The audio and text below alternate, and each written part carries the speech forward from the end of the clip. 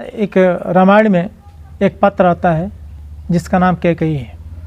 लोग कैकेयी का बहुत ही नकारात्मक रूप में लेते हैं, लेकिन रामायण काल में जाइए, रामायण को पढ़िए, उसका तत्व दर्शन देखिए तो लगता है कि कैकेयी अपने समय की एक तरह से युग दृष्टा थी। और उसके परिप्रेक्ष्य में थोड़ा पीछे की भूमिका में आप जाइए, जब राजा जनक आखेट खेल कर लौटते हैं, श्रवण कुमार की हत्या करते हैं। श्रवण कुमार की हत्या करने के बाद उनके माता पिता का श्राप लगता है और जब आते हैं तो अपने शयन कक्ष में चले जाते हैं। ठीक उसी दिन शाम को संयोगवश कैकेयी नरेश का दूत आता है। कैकेयी नरेश कहते हैं आज जो कैकेयी देश है, ये कश्मीर को कैकेयी नरेश बोलते हैं। बताया जाता है कि कैकेयी नरेश आज का जो कश्मीर है वही हमारा प्राचीन कैकेयी नरेश था, कैकेयी भूमि थी। जब आते हैं तो कैकेयी नरेश का दूत कहता है कि भगवान आप जा कर के महाराज चक्रवर्ती सम्राट दशरथ जी से बोलिए कि कैकेयी नरेश का दूत आया है। सुमंत कहते हैं कि नहीं, इसमें महाराज बहुत ही व्याकुल हैं, बहुत ही दुखित हैं, इसका कारण किसी को नहीं पता है, यहाँ तक तीनों माताओं को भी प्रवेश वर्जित है, किसी का प्रवेश वर्जित। कहे कि आप जाइए, कह तो दीजिए। सुमंत जाते हैं और कैकेयी नरेश का दूत के आने की सूचना जब देते हैं तो राजा दशरथ तुरंत कहते हैं उनको अंदर बुलाइए।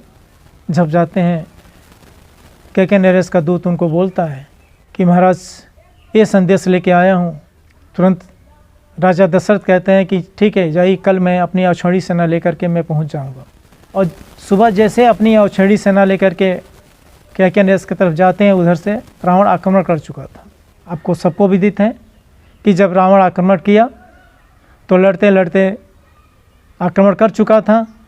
लड़ते लड़ते जब वो मूर्छित हो गए तब कैकेयी के अंदर कैसे कहते हैं अध्यात्म, पहला अध्यात्म, वास्तव में सच्चा अध्यात्म कैकेयी के अंदर जागृत हुआ।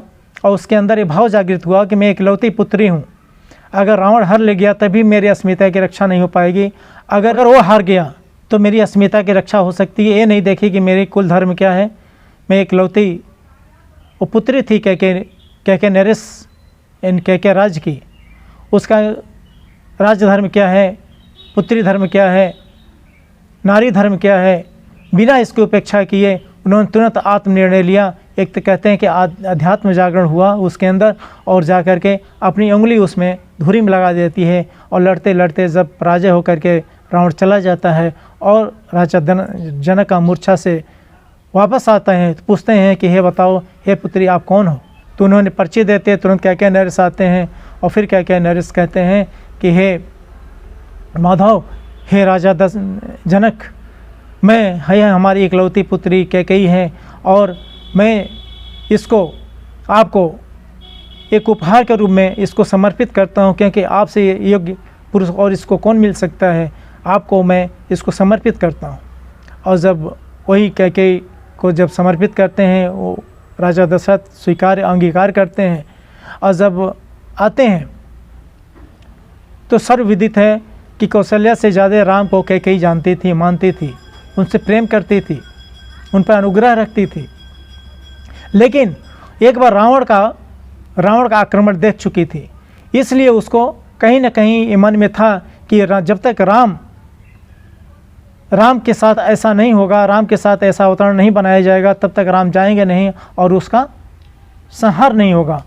तो उस दूरदृष्टा को देखते हुए उन्होंने जानबूझ करके, इन तत्व दर्शन कहता, बहुत गहराई से अध्ययन कीजिए आप रामायण का, तो तत्व दर्शन कहता है कि जानबूझ करके उन्होंने अपना वनवास, राम के लिए वनवास मांगा, क्योंकि जानते थे कि जब तक राम जाएंगे नहीं और राम का सीता माँ का अपहरण नहीं होगा, और जब तक राम जाएंगे नहीं और राम के हाथों से उसकी संहार होना है और राम के हाथों से उसको मुक्ति मिलनी है, इसलिए जानबूझ करके उसने राम के लिए वनवास मांगा। इसलिए मैं कहता हूँ कि कैकेयी अपने समय की सबसे बड़ा युग दृष्टा थी।